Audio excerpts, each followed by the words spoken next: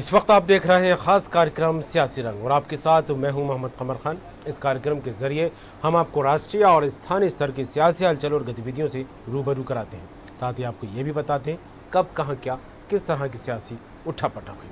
राजनीति के शतरंज पर ऐसी कौन सी नई बिसात बिछी जो सियासी गलियारों से लेकर चौक चौराहों तक चर्चा के केंद्र में रही, बहस का मुद्दा बनी और फिर तेज होती गई क्रिया प्रतिक्रिया, आरोप प्रत्यारोप की जंग, सियासी रंग।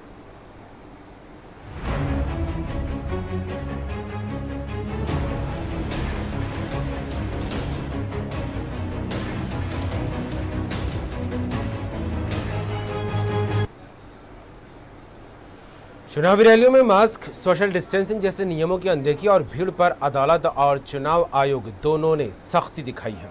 मध्य प्रदेश की हाईकोर्ट ने कहा है संविधान ने उम्मीदवार और मतदाता दोनों को अधिकार दिए हैं। उम्मीदवार को चुनाव प्रचार का अधिकार है तो लोगों को जीने और स्वस्थ रहने का हक है। उम्मीदवार के अधिकार से बड़ा लोगों के स्वस्थ रहने का अधिकार है। ग्वालियर हाईकोर्ट बेंच ने बेलगाम रैलियों के मद्देनजर कांग्रेस नेता कमलनाथ और भाजपा नेता व केंद्रीय मंत्री नरेंद्र सिंह तोमर के खिलाफ एफआईआर दर्ज करने के आदेश दिए हैं। मध्य प्रदेश की ग्वालियर हाईकोर्ट की डबल बेंच ने दतिया के भांडेर में कमलनाथ और ग्वालियर में नरेंद्र सिंह तोमर की रैली को अपने फैसले का आधार माना है। इन रैलियों में कोविड-19 की गाइडलाइन के उल्लंघन को लेकर एडवोकेट आशीष प्रताप सिंह ने याचिका दाखिल की थी। कोर्ट ने इसी पर फैसला सुनाया। ग्वालियर और दतिया कलेक्टर से 2 दिन में रिपोर्ट मांगी है।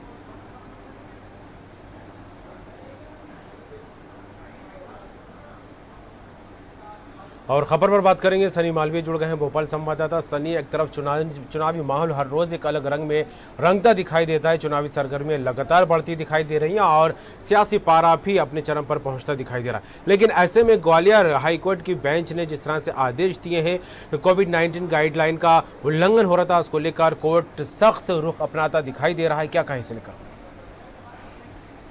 सरकार से मध्य प्रदेश में होने वाले 28 विधानसभा को लेकर इसमें कोरोना संकट भी लगातार बढ़ रहा है। कोरोना में ध्यान में रखते हुए सरकार ने कहा है कि गाइडलाइन का पालन करते हुए सैनिटाइज की व्यवस्था करते हुए आप सभा कर सकते हो। और हाईकोर्ट की ग्वालियर बेंच का एक बड़ा आदेश आया जिसमें 4 बिंदुओं का यह आदेश है। उसमें लिखा है कि चुनाव में राजनीतिक सभाओं को लेकर यह आदेश दिया गया है, जिसमें कैंडिडेट को लेकर कलेक्टर में लिखित में देना होगा कि आप वर्चुअल रैली नहीं कर सकते, इसलिए फिजिकल रैली कर रहे हैं। सैनिटाइजर और मास्क भीड़ के हिसाब से दुगनी राशि जमा करनी होगी। यह हाईकोर्ट का फैसला आया और जिसमें शपथ पत्र देना होगा, कोविड गाइडलाइन का पालन होगा, जिसमें नरेंद्र सिंह तोमर जो केंद्रीय मंत्री है और कमलनाथ जो पूर्व मुख्यमंत्री है, एफआईआर करने का ये हाईकोर्ट ने आदेश दिया। जनहित याचिका में आशीष प्रताप ने ये याचिका जनहित याचिका लगाई है और जिसमें राजनीतिक कार्यक्रम पर रोक लगाने के लिए याचिका लगाई है। 23 अक्टूबर तक इसकी अगली सुनवाई होगी इस मामले में। बिल्कुल, अगली सुनवाई 23 तारीख को होगी। लेकिन जिस तरह से माहौल लगातार गरमाया हुआ है और कोर्ट तो सख्त दिखाई दे रहा है, निर्वाचन आयोग भी कोविड-19 गाइडलाइन को लेकर काफी सख्ती से पालन करने की हिदायत बार बार देता नजर आ रहा है। लेकिन बावजूद इसके सियासी दलों की रैलियां लगातार जारी हैं। उन रैलियों में कहीं ना कहीं इस गाइडलाइन का उल्लंघन भी होता दिखाई दे रहा है। ऐसे में जब कोर्ट के आदेश सामने आए तो इसको लेकर बीजेपी, कांग्रेस या अन्य दल का कोई रुख सामने आया है क्या? इस आदेश का अभी रुख सामने नहीं आया क्योंकि अभी कुछ दिन पहले ये आदेश आए। इसको लेकर अब बीजेपी का एक एक्शन प्लान तैयार हो सकता है, जिसमें कोविड जिस हिसाब से जो मध्य प्रदेश में चुनाव हो रहा है, चुनाव को देखते हुए अब बीजेपी एक प्लान तैयार कर सकती है, जिसमें कोरोना में ध्यान रखते हुए पूरे गाइडलाइन को पालन करते हुए ये ध्यान में रखा जाएगा। जी, चलिए, जुड़ने के लिए तमाम बात करिए, आपका शुक्रिया सनी। चुनाव आयोग और मध्य प्रदेश ग्वालियर हाईकोर्ट की बेंच ने काफ़ी सख्ती दिखाई है। कोविड-19 गाइडलाइन को उल्लंघन को लेकर चुनावी समर मध्य प्रदेश में देखने को मिला और इस बीच कई जगहों से तस्वीरें निकलकर सामने आई कि गाइडलाइन का पालन नहीं हो रहा और इसी को लेकर चुनाव आयोग और हाईकोर्ट ने सख्ती अपनाते हुए ग्वालियर और दतिया में जिस तरह से सभाएं की गई थी उसको लेकर आदेश दिए हैं कि पूर्व मुख्यमंत्री कमलनाथ और केंद्रीय मंत्री नरेंद्र सिंह तोमर पर एफआईआर की जाए। हालांकि एक याचिका दाखिल की गई थी, उसी याचिका के आधार पर कोर्ट ने यह फैसला सुनाया और 23 तारीख को अगली सुनवाई होगी। लेकिन अगली खबर, मध्य प्रदेश की 28 विधानसभा सीटों पर होने वाले उपचुनाव को लेकर चुनावी सरगर्मियां लगातार बढ़ती दिखाई दे रही हैं। दोनों ही दल अपनी अपनी रणनीति के मुताबिक दम भरते दिखाई दे रहे हैं। बीजेपी और कांग्रेस ने उपचुनाव जीतने की ताल ठोक दी है। वहीं पूर्व मंत्री जीतू पटवारी ने कहा, हर विधानसभा में जो पब्लिक मीटिंग हो रही है और इतनी बड़ी तादाद में जन समर्थन पूर्व सीएम कमलनाथ को मिल रहा है, इससे स्पष्ट है कि बीजेपी बौखला गई है। जीतू पटवारी का दावा है कि मध्य प्रदेश में कमलनाथ की सरकार फिर आ रही है और शिवराज सिंह चौहान की सरकार जा रही है। हर विधानसभा में जो पब्लिक मीटिंग हो रही है, जनता के को प्रार्थना करने के लिए जब वो जा रहे हैं, तो हुजूम, इतनी बड़ी तादाद में लोगों का जन समर्थन, इतनी ऐतिहासिक उनके प्रति मैं मानता हूं एक स्नेह जनता का जो बन रहा है, वो स्पष्ट बता रहा है कि भारतीय जनता पार्टी की जो बौखलाहट है वो उसी से दिख रही है और स्पष्ट हो रहा है कि कमलनाथ मध्य प्रदेश में फिर आ रहे हैं और शिवराज जी जा रहे हैं।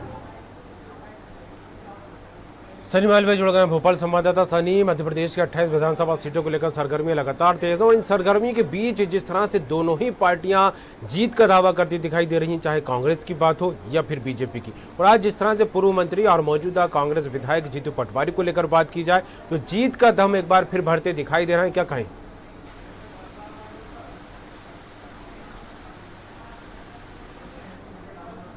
सनी, आवाज मिल रही है आपको?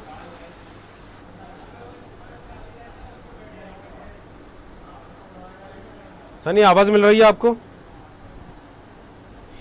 लगता है संपर्क नहीं हो पा रहा है। हम आपको बता दें, यहाँ पर जीत के दावों को लेकर भी एक अलग तस्वीर दोनों ही पार्टियों की तरफ से निकलकर सामने आ रही है। बीजेपी अपने स्तर पर जीत का दावा करती दिखाई दे रही है, तो वहीं कांग्रेस भी अपनी रणनीति के मुताबिक जीत का दम भरती दिखाई दे रही है। हालांकि जिस तरह से मुकाबले को लेकर बात की जाए तो काफ़ी कड़ा मुकाबला है। 28 विधानसभा सीटों पर चुनाव है और विधायकों की संख्या को लेकर देखा जाए तो कांग्रेस को तकरीबन 28 के 28 सीटें ही चाहिए सरकार बनाने को लेकर, और बीजेपी के पास इस वक्त 107 विधायकों की संख्या है और अब तो निर्दलियों का समर्थन भी जो है बीजेपी को मिलता दिखाई दे रहा है। लेकिन जिस तरह से जीत का दम भरती दोनों ही पार्टियां दिखाई दे रही हैं, तो ये कह पाना मुश्किल हो रहा है कि आखिर चुनाव किस दिशा में जाता दिखाई दे रहा है। सनी, आपको मेरी आवाज़ मिल रही है? जी बोलिए। जी सनी, दोनों ही पार्टियों को लेकर बात की जाए, चाहे बीजेपी की बात हो या फिर कांग्रेस की, दोनों ही पार्टियां अपने अपने स्तर पर जीत का दम भरती दिखाई दे रही हैं और आज फिर जीतू पटवारी एक अलग अंदाज में नजर आए। उन्होंने साफ तौर पर ये जीत का दावा करते हुए कहा है कि कांग्रेस मध्य प्रदेश में कमलनाथ की सरकार फिर वापस आ रही है, शिवराज की सरकार जा रही है, क्या कहें? जी बिल्कुल, मध्य प्रदेश में 28 सीटों पर उपचुनाव होने वाले हैं। ऐसे में दोनों ही पार्टी ने उपचुनाव जीतने की ताल ठोक दी और बीजेपी जोरों शोरों से अब तैयारी में जुड़ गई है। और बिल्कुल जिस प्रकार से लगातार जो कमलनाथ की सभा में जन सैलाब देखने को मिल रहा है, भारी भारी भीड़ उभरती हुई देखने को मिल रही है, उसको लेकर जीतू पटवारी का एक बयान सामने है। उन्होंने कहा कि कमलनाथ की उसको इसकी इतनी बड़ी तादाद में जन समर्थन मिल रहा है और 28 में जनता को इसमें बन रहा है, स्पष्ट हो रहा है कि बीजेपी इसलिए बौखला गई है, उनकी हाथ सुनिश्चित है और आगामी जो उपचुनाव होगा उसमें कांग्रेस 28 की 28 सीट जीतेगी और मध्य प्रदेश में कांग्रेस का परचम लहराएगा। उन्होंने ये भी कहा कि कमलनाथ जी ने जो 11 महीने में काम किए वो ऐतिहासिक काम किए, जिसमें बिजली की बिल की बात किया जाए, माफिया पे काम किया जाए, माफिया जो अभियान चलाया तो उसकी बात किया जाए, चाहे बेटों की बात की जाए, इन तमाम मुद्दों को लेकर कमलनाथ सरकार ने काम किया और बीजेपी हमेशा मुद्दा को भटकाने की कर रही। चाहे अपन बीजेपी बात की जाए तो बीजेपी जो आइटम के जो कमलनाथ के आइटम वाले बयान को लेकर जो सियासत करवाई है, वहीं कांग्रेस का कहना है कि इस आइटम वाले बयान को लेकर बीजेपी मुद्दों से भटकाने की कोशिश कर रही है और लगातार इसमें राजनीति कर रही है। बिल्कुल, जब से कमलनाथ की तरफ से आइटम वाला जो बयान सामने आया उसको लेकर कड़ी निंदा तो बीजेपी करती दिखाई दे रही है और वाकई जो मुद्दों की सियासत है वो कहीं ना कहीं गुम होती नजर आ रही है, जिस तरह से पूरे चुनावी बिसात को लेकर देखा जाए। लेकिन जो दम भरने की बात है जीत को लेकर, एक तरफ बीजेपी का जो है बूथ सम्मेलन लगातार देखने को मिल रहा है, वहां पर भी भारी तादाद में लोग इकट्ठा होते दिखाई दे रहे हैं, तो वहीं कांग्रेस की तरफ से ये बात कही जा रही है कि जो जनसंपर्क किया जा रहा है, लोगों का हुजूम वहां पर टूटता दिखाई दे रहा है, लोगों की भीड़ इकट्ठा होती दिखाई दे रही है और इसका सबूत है कि कमलनाथ के प्रति लोगों में प्यार है, मोहब्बत है और इसके चलते भी एक बार फिर कांग्रेस की सरकार बनेगी। तो क्या लगता है हकीकत में अगर तस्वीर देखी जाए तो क्या नजर आ रही है? क्योंकि बीजेपी भीड़ के दम पर जीत का दावा कर रही है, तो इधर कांग्रेस भी कुछ इसी तरह की बातें कहती नजर आ रही है। जी बिल्कुल, जिस प्रकार से जो कमलनाथ जी ने जो 15 महीने में काम किया है, वो 15 महीने में काम सीधे जनता से लगाव हो चुका है। चाहे बिजली की बिल की बात किया जाए, चाहे हर योजना की बात किया जाए, सीधा जनता को इसको लाभ मिला है। और अब जनता भी चाह रही है कि मध्य प्रदेश में कमलनाथ की सरकार बने, और ऐसे में बीजेपी अब मुद्दों को भटकाने की कोशिश करी। मुद्दों को भटकाने की कोशिश हमेशा माहिर रहती है, चाहे जो कांग्रेस जो है किसान कांग्रेस के अध्यक्ष है दिनेश गुर्जर, भूखा नंगा को लेकर बयान दिया था, चाहे कमलनाथ ने आइटम को बयान दिया था। इसको लेकर अब बीजेपी सियासत कर रही है। जिस प्रकार से जो कमलनाथ की एक मध्य प्रदेश में छवि बनी है, छवि को धूमिल करने का बीजेपी काम शुरू कर दिया। जिस प्रकार से लगातार बिजली के बिल जो कम आ रहा है, उसको लेकर कर्जा माफी, ये इन तमाम मुद्दों को लेकर जो कमलनाथ सरकार ने काम किया वो जनता तक पहुंचाया जा रहा है। और अब इसको लेकर जन कल्याण यात्रा भी, लोकतंत्र बचाओ यात्रा भी निकाली जा रही है, जिसमें 15 महीने के कार्यकाल के बारे में जनता को बताया जाएगा। बिल्कुल, एक तरफ 15 महीने के विकास कार्यों को लेकर, योजनाओं को लेकर कांग्रेस आगे बढ़ती दिखाई दे रही है सनी, तो दूसरी तरफ शिवराज सरकार विकास के मुद्दों को लेकर आगे बढ़ती दिखाई दे रही है। फिलहाल किसकी सरकार बनती है, किसकी नहीं बनती, क्या वाकई शिवराज की सरकार जाती है, कमलनाथ की सरकार वापस आती है, जनता के मन में क्या है, ये 3 तारीख को मतदान होगा, उसके बाद मत पेटियों में बंद होगा, ईवीएम मशीन में बंद होगा, लेकिन 10 तारीख को जब रिजल्ट निकल कर सामने आएंगे तब ये देखने वाली बात होगी, जब ईवीएम मशीनें खुलेंगी, कि जनता के मन में क्या था। तमाम बात के लिए जुड़ने के लिए आपका बहुत बहुत शुक्रिया। रुक करेंगे अगली खबर का। चुनावी समर के बीच दल बदल की तस्वीरें सामने आ रही हैं, तो वहीं समर्थन को लेकर भी सियासी माहौल बनने लगा है। मध्य प्रदेश में 28 विधानसभा सीटों पर उपचुनाव होने हैं। 3 नवंबर को मतदान होगा, लेकिन उससे पहले ही बीजेपी को एक निर्दलीय विधायक का समर्थन मिला है। जी हां, खरगोन जिले की भगवानपुरा विधानसभा सीट से निर्दलीय विधायक केदार सिंह डाबर ने बीजेपी को अपना समर्थन दिया है। डाबर के समर्थन देने के ऐलान के बाद मंत्री अरविंद भदौरिया उनसे मिलने बंगले पर पहुंचे। केदार सिंह डाबर ने कहा कि क्षेत्र के विकास के लिए उन्होंने भाजपा को समर्थन दिया है। वहीं सहकारिता मंत्री अरविंद सिंह भदौरिया ने कहा है कि मुख्यमंत्री शिवराज सिंह चौहान की नीतियों के कारण केदार सिंह डाबर बीजेपी के साथ खड़े हैं। मैं केदार सिंह डाबर 186 भगवानपुरा जिला खरगोन से निर्दलीय विधायक हूँ। मेरे क्षेत्र के विकास के लिए और जनता की समस्याओं के समाधान के लिए मैं वर्तमान सरकार को अपना समर्थन दे रहा हूँ। ऐसे केदार भाई पुराने समय में पुरानी सरकार के साथ थे। अभी कल माननीय मुख्यमंत्री शिवराज सिंह चौहान साहब के साथ बातचीत हो गई है,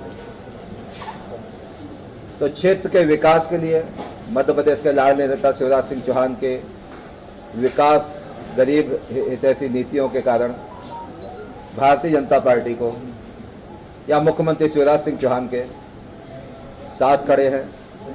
विधानसभा के प्लेटफॉर्म में भी मध्य प्रदेश के मुख्यमंत्री शिवराज सिंह चौहान के साथ निरंतर खड़े रहेंगे। सनी से बात करेंगे। भोपाल संवाददाता हमारे साथ एक बार फिर जुड़ गए हैं। सनी, अभी तक जो चुनाव के माहौल लगातार गर्माता दिखाई दे रहा है, उससे पहले दल बदल की तस्वीरें, दल बदल की खबरें लगातार सामने आ रही थी। हालांकि मान मनोबल का दौर भी देखने को मिला, लेकिन अब समर्थन को लेकर तस्वीरें सामने आने लगी हैं। और जिस तरह से केदार सिंह डाबर ने बीजेपी को समर्थन करने का ऐलान कर दिया है, किस तरह देखें इसे?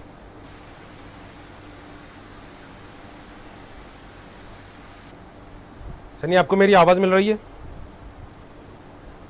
लगता है संपर्क नहीं हो पाया। हम आपको एक बार फिर बता दें, निर्दलीय विधायक केदार सिंह डाबर ने बीजेपी को समर्थन दिया है, और इस समर्थन देने के पीछे उन्होंने जो वजह बताई वो ये है कि क्षेत्र का विकास वो चाहते हैं, इसलिए जो है बीजेपी को समर्थन दे रहे हैं। तो वहीं अरविंद सिंह भदौरिया, सहकारिता मंत्री अरविंद सिंह भदौरिया ने कहा है कि शिवराज सिंह चौहान की जो नीतियाँ उससे प्रभावित होकर केदार सिंह डाबर बीजेपी के साथ खड़े होते नजर आ रहे हैं।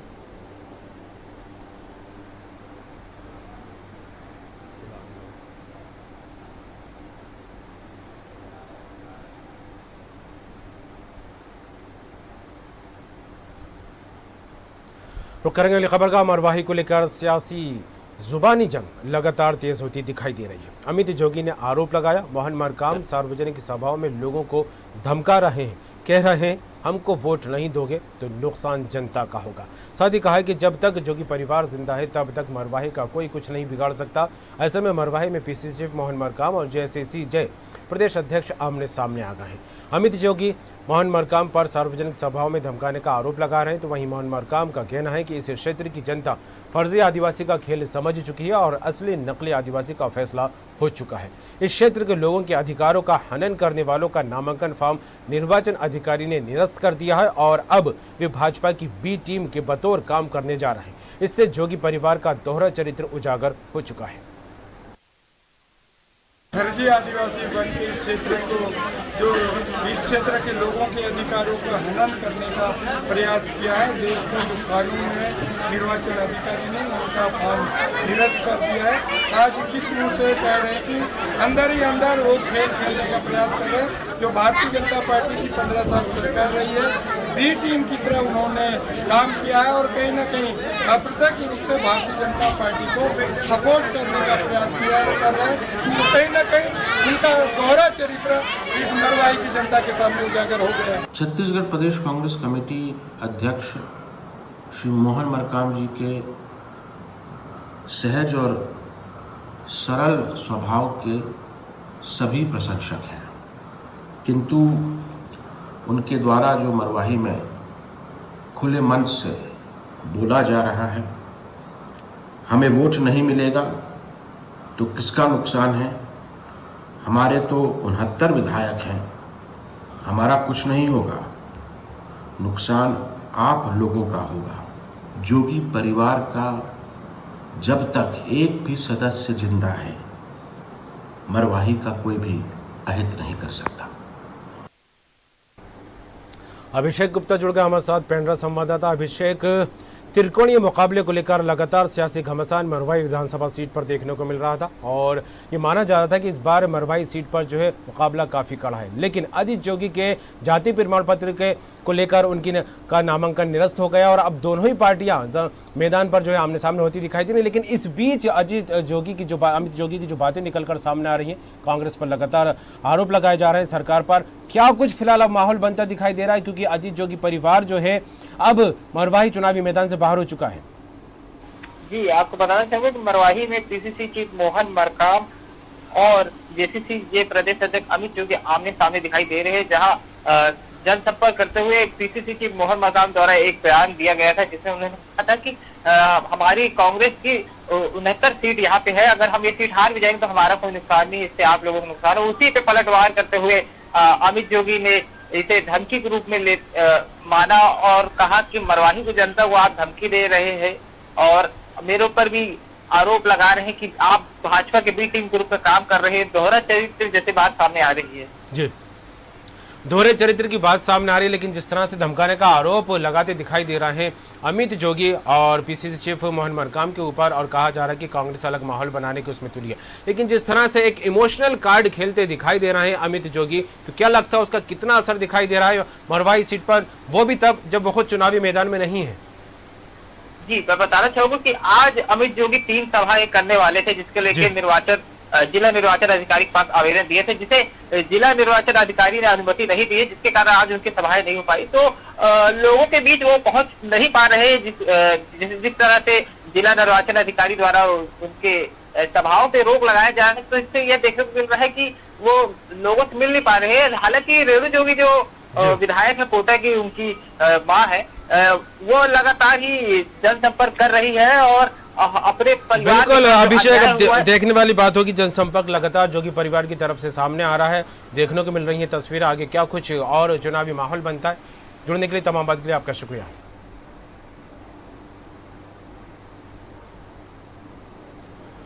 मरवाही उपचुनाव में बने माहौल को देखकर लग रहा है कि इस बार मुकाबला सामान्य नहीं है। जाति प्रमाण पत्र के चलते अमित जोगी चुनावी मैदान से बाहर हो गए, लेकिन इस सीट पर जोगी परिवार लगातार सक्रिय बना हुआ है।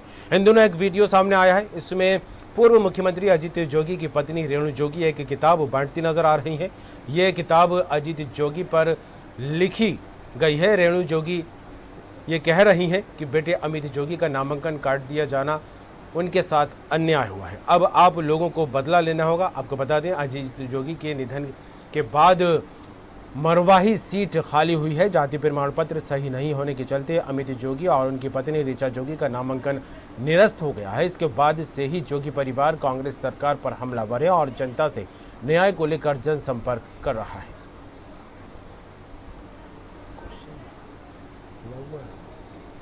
और अभिषेक गुप्ता हमारे साथ जुड़ गए हैं, पेंड्रा संवाददाता। अभिषेक, एक वीडियो सामने आया है जिसमें अजीत जोगी की पत्नी रेणु जोगी किताबें वितरित करती दिखाई दे रही हैं, जनता से जनसंपर्क कर रही हैं। और इस वीडियो के हिसाब से अगर बात की जाए तो उसमें ये कहती नजर आ रही हैं कि बेटे अमित जोगी के साथ नाइंसाफी हुई है, उनका नामांकन निरस्त कर दिया गया है, न्याय आप लोग करेंगे, क्या कहें इसे लेकर?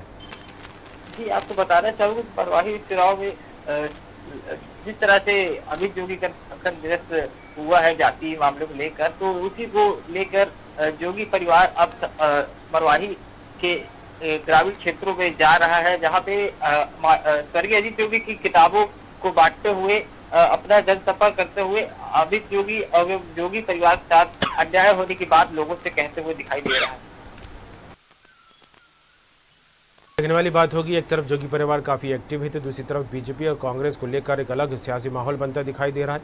हालांकि दोनों ही दल जीत के दावे करते दिखाई दे रहे हैं। अब जोगी परिवार को लेकर या यूं कहा जाए कि उम्मीदवार अमित जोगी को लेकर आगे क्या तस्वीर सामने आती है। हालांकि उनका जाति प्रमाण पत्र सही प्रूफ नहीं करने के चलते नामांकन निरस्त हो गया। जुड़ने के लिए तमाम बात के लिए आपका शुक्रिया। और इसी के साथ इस खास कार्यक्रम सियासी रंग में फिलहाल इतना ही। दीजिए इजाजत, खबरों का सिलसिला जारी है।